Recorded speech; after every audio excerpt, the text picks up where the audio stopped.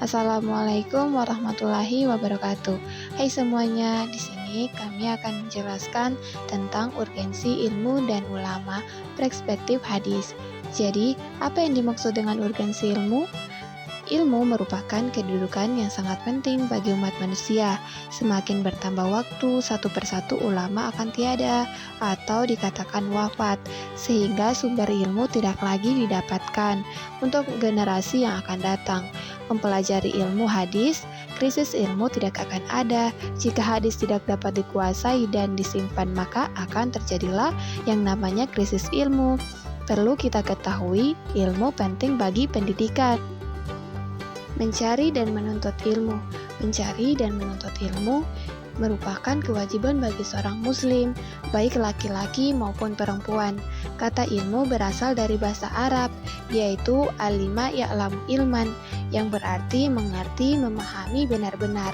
Sedangkan menurut Kamus Besar Bahasa Indonesia, ilmu merupakan pengetahuan tentang suatu bidang yang disusun secara bersistem menurut metode tertentu, yang dapat digunakan untuk menerangkan gejala tertentu di bidang pengetahuan itu.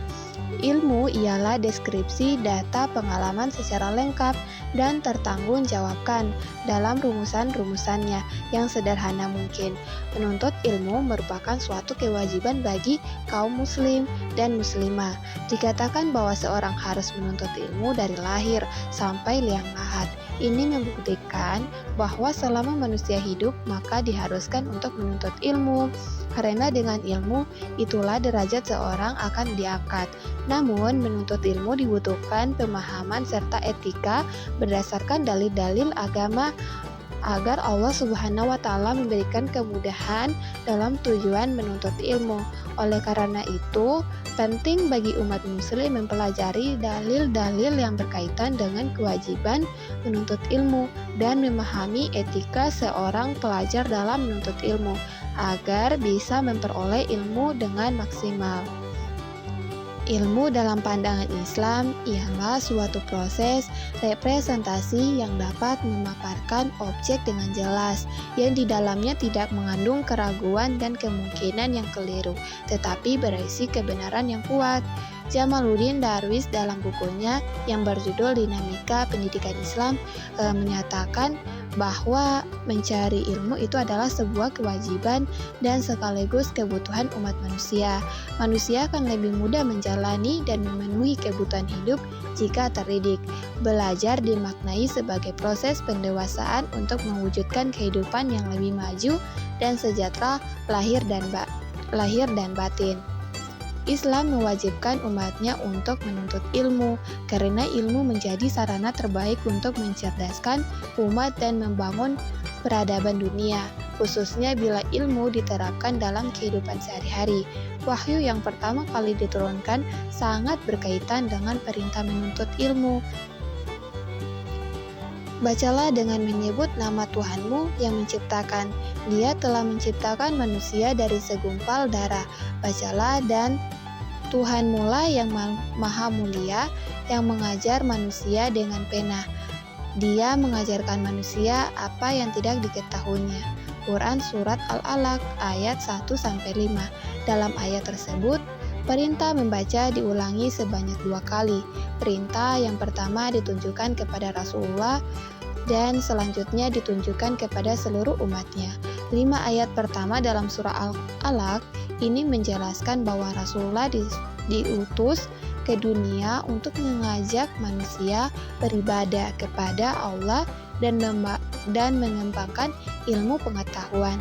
Dan sumber dari segala ilmu pengetahuan bisa didapatkan dari Al-Quran, baik yang menyangkut dunia maupun akhirat.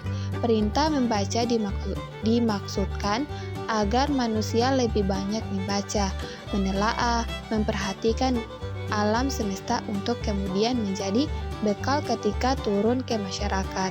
Dalam perspektif Islam, ilmu memiliki kedudukan yang sangat mulia. Al-Quran dan hadis Rasulullah telah banyak menegaskannya. Ilmu juga merupakan salah satu tema yang telah menjadi diskusi dan banyak dijelaskan oleh para ulama dalam karya-karya mereka. Sedangkan kenabian adalah risalah ilmu. Semuanya merupakan penjelasan dan penguraian terhadap suatu masalah. Dan kewajiban pertama bagi manusia adalah mengetahuinya ilmu. Hal yang harus diperhatikan oleh para penuntut ilmu bahwa ilmu sangat penting untuk diperoleh.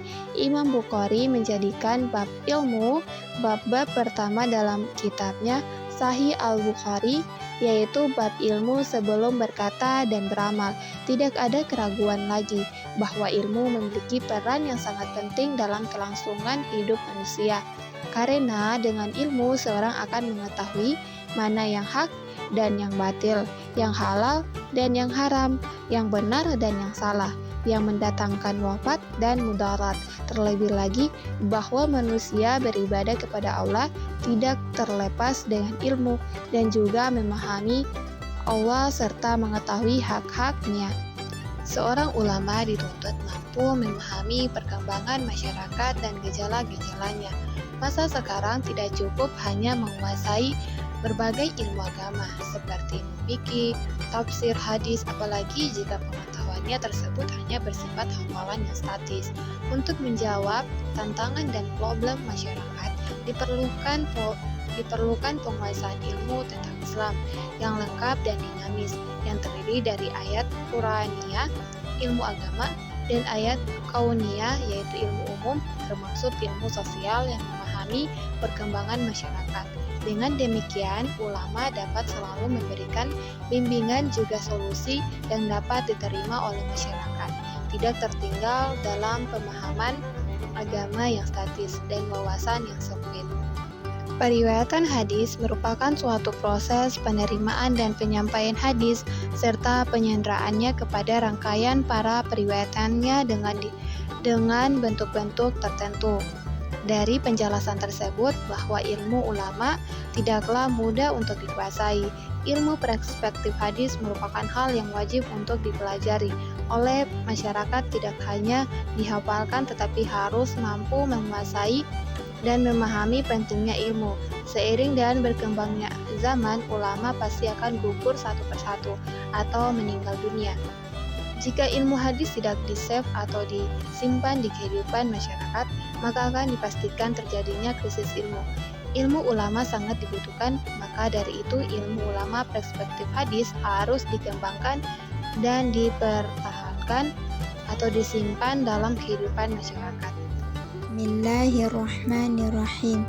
Haddatsana Abu Quraib qal haddatsana Abdullah ibn Idris wa abdatu wa Abu Muawiyah wa Abdullah ibn Numair wa Muhammad bin Bishar wa haddatsana Suwaid bin Sa'id qal haddatsana Ali bin Mushir wa Malik bin Anas wa Hafs bin Maisarah wa Syu'aib bin Ishaq an Hisham bin Urwah an abihi an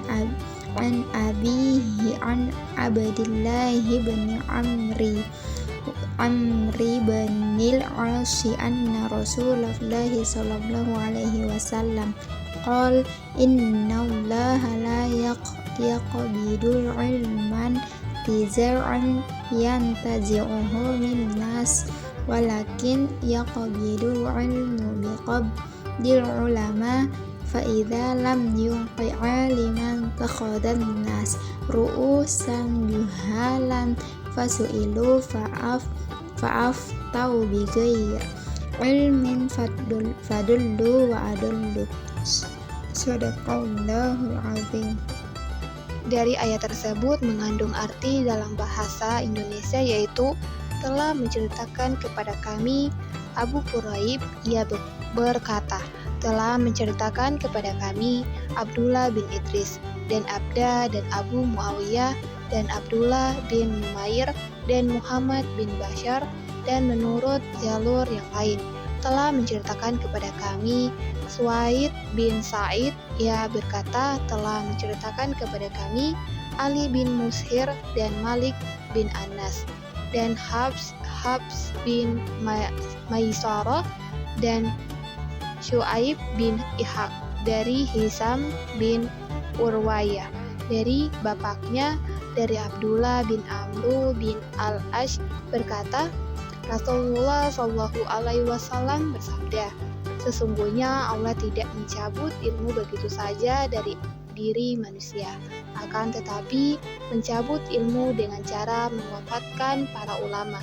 Apabila tidak tersisa sama sekali seorang alim, manusia akan mengambil pemimpin-pemimpin yang bodoh.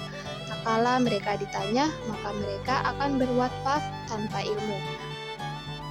Kualitas sanad dan matan ini merupakan hadis sahih dari Ibnu Majah nomor 51. Sesungguhnya Allah tidak mencabut ilmu dengan cara mencabutnya dari dada manusia, tapi Allah mencabut ilmu dengan mewafatkan para ulama, klasifikasi, keutamaan dan adab syar'i, adab orang berilmu dan menuntut ilmu. Dari Abdullah bin Amru bin Al-As radhiyallahu anhuma, ia berkata, aku mendengarkan Rasulullah Shallallahu Alaihi Wasallam bersabda, sesungguhnya Allah tidak mencabut ilmu dengan cara mencabutnya dari dada manusia, tapi Allah mencabut ilmu dengan mewafatkan para ulama, sehingga ketika dia tidak menyisakan seorang pun yang berilmu, maka orang-orang pun menjadikan pemimpin mereka orang-orang yang bodoh.